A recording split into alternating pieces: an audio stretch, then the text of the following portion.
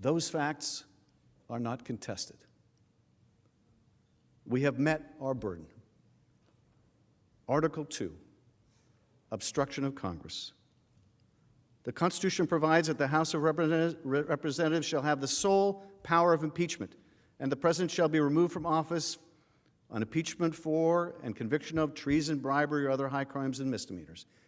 In his conduct of the office of the President, in violation of his constitutional oath, faithfully to execute the office of President of the United States, and to the best of his ability, preserve, protect, and defend the Constitution of the United States, and in violation of his constitutional duty to take care that the laws be faithfully executed, Donald J. Trump has directed the unprecedented, categorical, and indiscriminate defiance of subpoenas issued by the House of Representatives pursuant to its sole power of impeachment. That has been proved.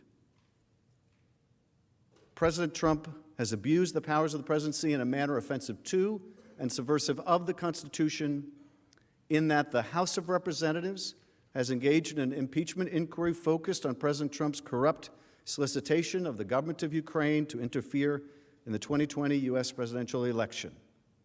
That has been proved. As part of this impeachment inquiry, the committees undertaking the investigation served subpoenas, seeking documents and testimony deemed vital to the inquiry from various executive branch agencies and offices and current and former officials. That has been proved. In response, without lawful cause or excuse, President Trump directed executive branch agencies, offices, and officials not to comply with those subpoenas. That has been proved. President Trump thus interposed the powers of the presidency against the lawful subpoenas of the House of Representatives and assumed to himself functions and judgments necessary to exercise the sole power of impeachment vested in the Constitution in the House of Representatives. That has been proved. President Trump abused the powers of his high office through the following means. Number one, directing the White House to defy a lawful subpoena by withholding the production of documents sought therein by the committees. That has been proved. Directing other executive branch agencies and offices to defy lawful subpoenas and withhold the production of documents and records from the committees, in response to which the Department of State, the Office of Management Budget, Department of Energy, and Department of Defense refused to produce a single record or document. That has been proved. Directing current and former executive branch officials not to cooperate with the committees, in response to which 9 administration officials defied subpoenas for testimony, namely John Michael McMulvaney, Robert B. Blair, John A. Eisenberg, Michael Ellis, Preston Wells Griffith, Russell T. Vaught, Michael Duffy, Brian McCormick, and T. Ulrich Brechbuhl. That has been proved. These actions were consistent with President Trump's previous efforts to undermine United States government investigations into foreign interference in U.S. elections. That has been proved. Through these actions, President Trump sought to arrogate to himself the right to determine the propriety, scope, and nature of an impeachment inquiry into his own conduct, as well as the unilateral prerogative to deny any and all information to the House of Representatives in the exercise of its sole power of impeachment. That has been proved. In the history of the Republic, no president has ever ordered the complete defiance of an impeachment inquiry or sought to obstruct and impede so comprehensively the ability of the House of Representatives to investigate high crimes and misdemeanors. That has been proved. The abuse of office served to cover up the president's own repeated misconduct and to seize and control the power of impeachment and thus to nullify a vital safeguard vested solely in the House of Representatives. That has been proved. In all of this, President Trump has acted in a manner contrary to his trust as president and subversive of constitutional government, to the great prejudice of the cause of law and justice, and to the manifest injury of the people of the United States. That has been proved. Wherefore, President Trump, by such conduct, has demonstrated that he will remain a threat to the Constitution if allowed to remain in office, and has acted in a manner grossly incompatible with self-government and the rule of law. That has been proved. President Trump thus warrants impeachment and trial, removal from office, and disqualification to hold and enjoy any office of honor, trust, or profit under the United States. That will be for you to determine. Let me say something about this second article. The facts of the President's defiance of Congress are very simple because they were so uniform, because they were so categorical, because they are so uncontested. But do not mistake for a moment the fact that it was simple and quick to present that course of conduct compared with a sophisticated campaign to coerce Ukraine into thinking that that second article is any less significant than the first. Do not believe that for a moment.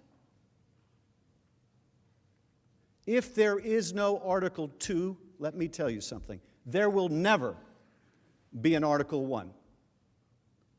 If there's no Article 2, there will never, of any kind or shape or form, be an Article 1. And why is that? Because if you and we lack the power to investigate a president, there will never be an Article 1. Whether that Article 1 is abuse of power, or that Article 1 is treason, or that Article 1 is bribery, there will never be an Article 1 if the Congress can't investigate an impeachable offense. If the Congress cannot, because the President prevents it, investigate the President's own wrongdoing, there will never be an Article 1. Because there will be no more impeachment power. It will be gone. It will be gone. As I said before, our relationship with Ukraine will survive.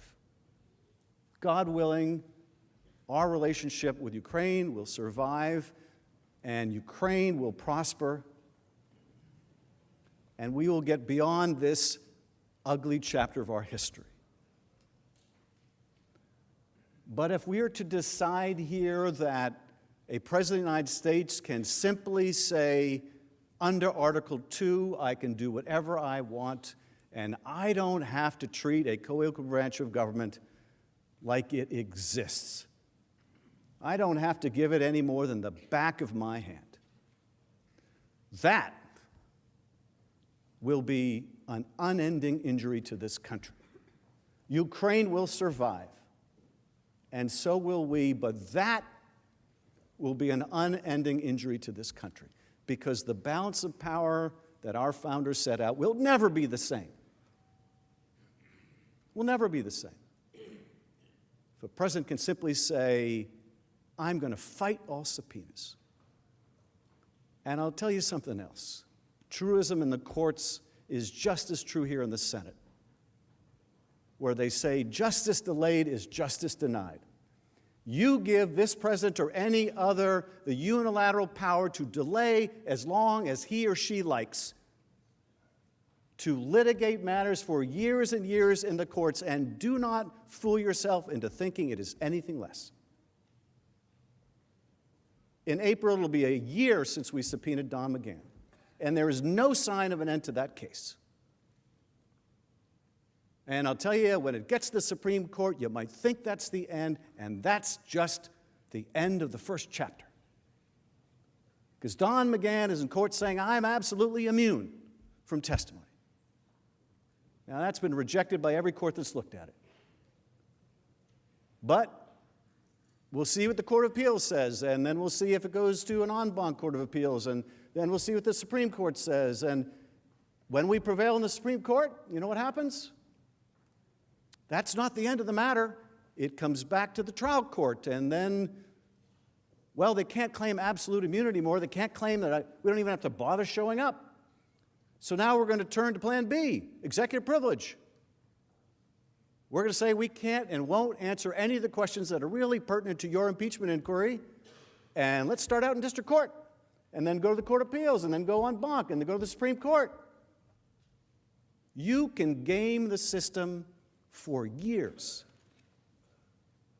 Justice delayed is justice denied, and so is true about presidential accountability. So when you suggest, or I suggest, or anyone suggests, or the White House suggests, why doesn't the Congress, why didn't the House just exhaust their remedies?